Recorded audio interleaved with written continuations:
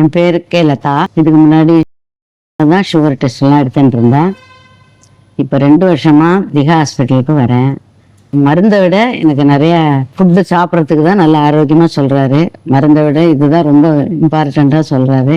ஆர்த்தோக்கு என் ஹஸ்பண்டை கூட்டிகிட்டு வந்தேன். டாக்டர் கோபால் ரத்னம் வந்தார். அவர்கிட்ட காமிச்சேன். அவருக்கும் நல்ல இம்ப்ரூவ்மெண்ட் இருக்குது, நல்லா இருக்கார். இப்போது முதுகில் ஏதோ எலும்பு வெளின்னு சொல்லி வந்தார், பேக் பெயினா. இப்போ நல்லா நடக்கிறாரு. அவரதுலேயும் ஆர்த்தோலையும் எனக்கு ரொம்ப திருப்தி இருக்குது.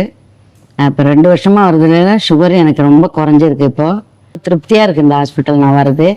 நான் எனக்கு தெரிஞ்ச எல்லாருக்கும் சொல்லிகிட்டே இருக்கேங்க. நிறைய பேர் இங்கே வரவும் செய்கிறாங்க.